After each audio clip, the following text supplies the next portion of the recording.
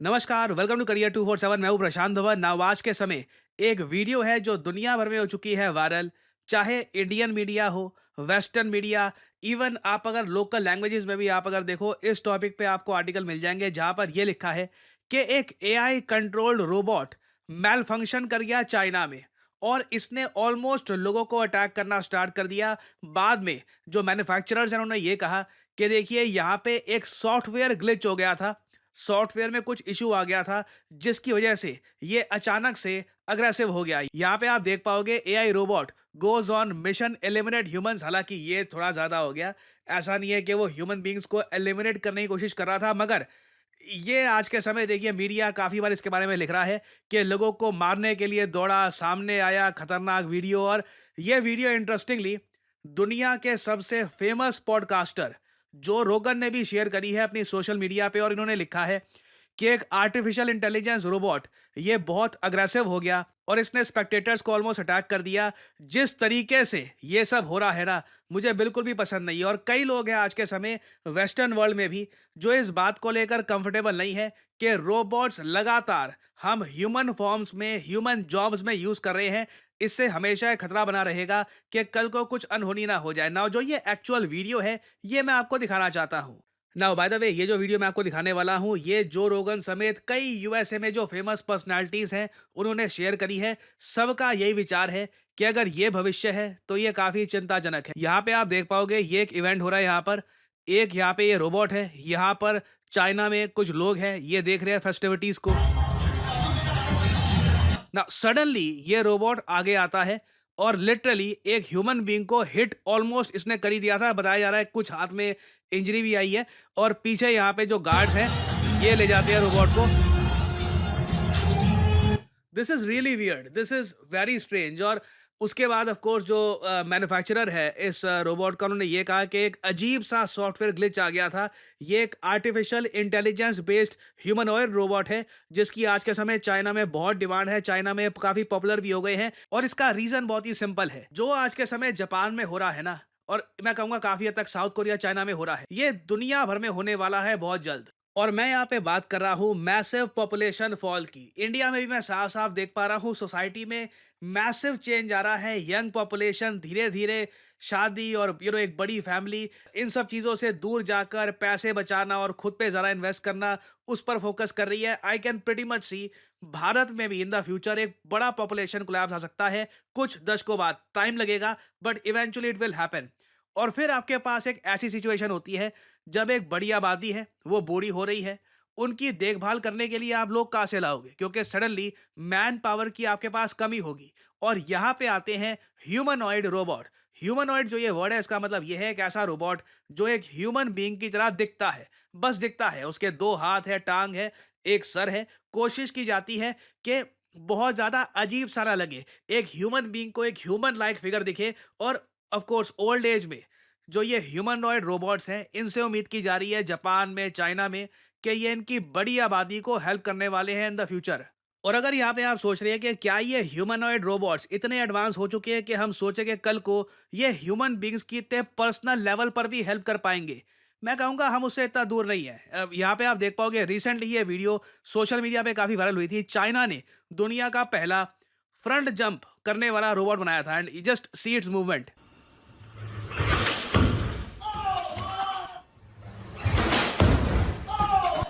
This is quite remarkable. ये robots धीरे धीरे तैयार किए जा रहे हैं कि ये ह्यूमन बींग्स की तरह दिखे। आई मीन इसके ऊपर आप एक सिलिकॉन का एक कवर सा लगा लो, it can very much look like a proper humanoid robot. और चाइना, जापान में मैं आपको बता दूं, मोस्ट प्रॉब्ली इस दशक के अंत में आप ये देखोगे रोबोट्स बहुत सारी जॉब संभालना स्टार्ट कर देंगे, particularly in the field of security. जो ये चाइना की वीडियो सामने आई थी, यहाँ पे लिटरली जो रोबोट वहां पे डिप्लॉयड था इसका काम था क्राउड कंट्रोल। ये जो काम है ये तो डेफिनेटली सरकारें बहुत बड़े स्केल पर इन द फ्यूचर रोबोट्स को दे देंगी, पर्टिकुलरली इन डेवलप्ड या फिर आप कह सकते हैं रिच नेशंस। और इसकी एक पूरी इंडस्ट्री खड़ी हो जाएगी। और यहाँ पे मैं साफ साफ देख पा रहा हूँ चाइना बहुत कमाने वाला है।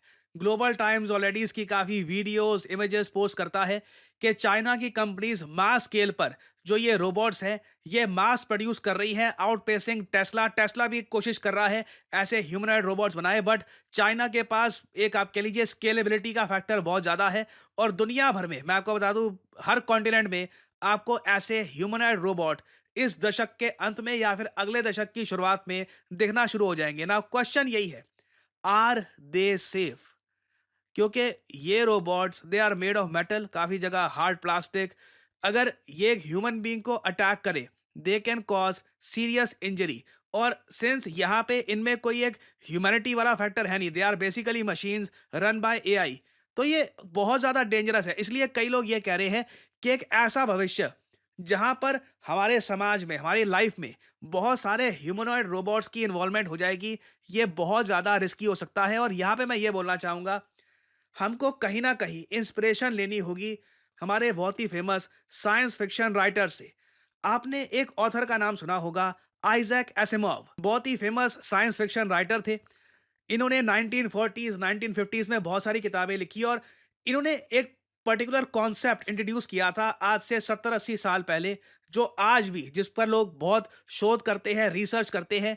यह है the three laws of robotics. इन्होंने ये कहा था कि साल 2050 के आसपास तक रोबोट्स हर जगह होंगे और ये काफी जगह ह्यूमन बींग्स को रिप्लेस भी कर चुके होंगे इन मैनी जॉब्स। मगर हमारी प्रायोरिटी हमेशा ये रहेगी कि ह्यूमन बींग सेफ रहे। और इसके लिए आइजैक एसिमोव ने 3 लॉज बनाए थे। पहला ये, a robot may not injure a human being और through inaction allow a human being to come to harm. Robot की सबसे पहली प्रायोरिटी, चाहे जो सॉफ्टवेयर आप बनाओ, जो भी रोबोट आप बनाओ, ये होनी चाहिए कि मुझे एक ह्यूमन बीइंग को हार्म नहीं करना। ये आइडेंटिफाई करने लायक होने चाहिए रोबोट के, मेरे सामने एक ह्यूमन बीइंग है, चाहे कुछ भी हो जाए।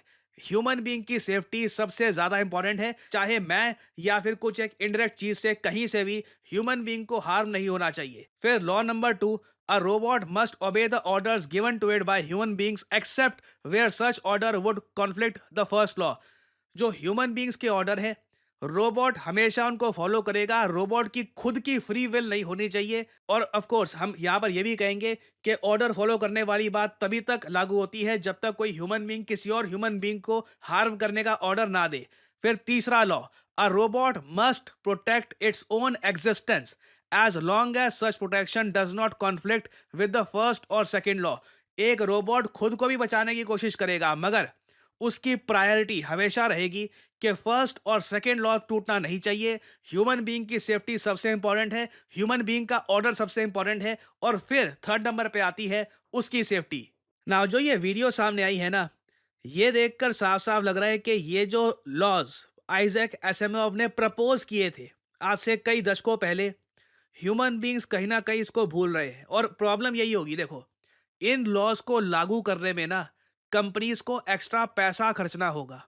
और कंपनीज जो इनको मास प्रोड्यूस कर रही हैं, उनके लिए सबसे ज्यादा इंपॉर्टेंट हमेशा क्या होगा? Profit, profit margin. सस्ते में ह्यूमनॉइड रोबोट बनाओ, बेचो, पैसा कमाओ। हमें यह इंश्योर करना होगा कि कहीं ना कहीं ग्लोबल गाइडलाइंस हो ह्यूमनॉइड रोबोट्स को लेकर, जहां पर ये तीनों जो मैंने आपको लॉज बनाए हैं ये एनफोर्सेबल हो। हर रोबोट में ये बात प्रॉपरली ऐड कर देनी चाहिए कि ये ह्यूमन बीइंग है, इसकी safety this is the number one priority. और डायरेक्टली इनडायरेक्टली कहीं से भी ह्यूमन बीइंग को हार्म नहीं होना चाहिए। और ये सब बातें अगेन मैं यहाँ पर बोल तो रहा हूँ, कई और लोग भी इसको मेंशन करते हैं, बट अनफॉर्चुनेटली मुझको बोलना पड़ेगा, हम ह्यूमन बीइंग्स की ना एक आदत है, जब तक कोई बड़ा एक इवेंट होता नहीं है कि कोई रोबोट ह्यूमन बीइंग्स को बहुत ज़्यादा हार्म कर दे या फिर उससे भी बड़ी अनहोनी हो जाए, मुझे लगता नहीं है कि इन लॉज को ज़्यादा इम्प्लीमेंट करने की कोशिश की जाएगी, क्योंकि खर्चा लगेगा इस सब में। ठीक है, you have to do extra programming, आपको साथ में सेंसर्स लगाने होंगे और एडिशनल खर्चा आएगा। So again this is sad to see. मुझे साफ साफ लग रहा है हम लोग धीरे धीरे ऐसे इवेंट्स की तरफ बढ़ रहे हैं जहां पर देखने को मिलेगा कि जो ये ह्यूमनॉइड रोबोट हैं, या तो अचानक से ह्यूमन बीइंग को अटैक कर रहे हैं because of some software malfunction या कुछ ग्लिच हो गया उसकी वजह से, या फिर कुछ और किसी और टाइप का एक बड़ा अगली इवेंट हो सकता है। And this is sad really. हमें आई थिंक टाइम आ गया है कि इस बात पर हम फोकस करें। और जो रोगन अपनी तरफ से बिल्कुल सही कह रहे हैं, this is scary. But unfortunately हमको ह्यूमनॉइड रोबोट्स की आवश्यकता भी होगी in the future, but at the same time we need to make sure कि ये ह्यूमन बींग्स के लिए सेफ रहे। नाउ फाइनली यहाँ पे मैं आपसे पूछूंगा एक क्वेश्चन। क्वेश्चन ये है कि माउंट दोकुनो, ये आज के समय काफ़ी न्यूज़ में है। लगातार यहाँ पे इरप्शंस हुए हैं। जो फ्लाइट्स थी एयरलाइंस की, जो भी यहाँ पर रूट्स थे, सब चेंज कर दिए गए, क्योंकि लिटरली एक एयरप्लेन को भी ये माउंटेन का जो, ये वोल्केनो का जो आप कह लीजिए धुआं है, ये डैमेज कर सकता है। तो बताइए माउंट दोकुनो जो काफ़ी न्यूज़ में है आज के समय, ये कहाँ पर लोकेटेड है? ये है यहाँ पे आपकी ऑप्शंस, यूएसए, जापान, इंडोनेशिया या चाइना। कमेंट सेक्शन में करिए उत्तर। जो लोग देंगे सही आंसर, उनकी कमेंट को मैं दे दूंगा हार्ट, ताकि बाकी लोग समझ पाएँ कि सही उत्तर क्या है। और फाइनली यहाँ पर मैं ये भी ऐड कर दूं कि देखिए लाइफ में ना टाइम मैनेजमेंट इज एवरीथिंग, और ना सिर्फ डे टू डे बेसिस पर, ओवरऑल करियर में भी जो आप सही से टाइम मैनेज कर लेते हैं, फ्यूचर में आपको उसका फायदा मिलेगा। ना आप इमेजिन करिए, करियर 247 का MBA plus data analyst combo purchase करते हैं। इसमें होगा क्या कि एक साथ आपने एमबीए करनी शुरू कर दी ऑनलाइन मोड के जरिए एक यूजीसी एफिलेटेड यूनिवर्सिटी के साथ, और साथ ही साथ आप डेटा एनालिस्ट का कोर्स भी कर रहे हैं।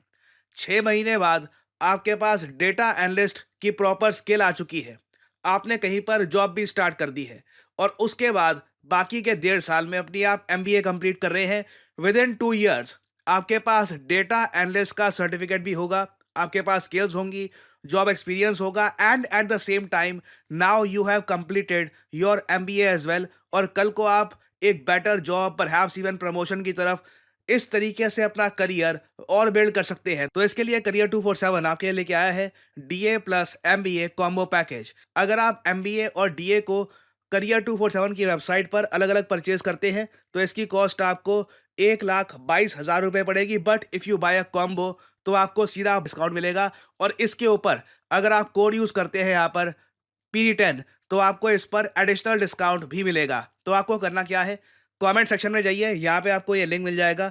इस लिंक पे जाकर यहाँ पे अपना नाम, ईमेल नंबर और कोड PD10 यहाँ पर डाल दीजिए। हमारी तरफ से आपको कॉल आएगी, आप बातचीत कर सकते हैं, डिस्कस कर सकते हैं किस तरीके से अपने करियर को आप बिल्ड करेंगे with our data analytics and MBA program, and you can move further in life. So इसी नोट के साथ ये है वीडियो का अंत। Thank you for listening, and as I always say, may the gods watch over you.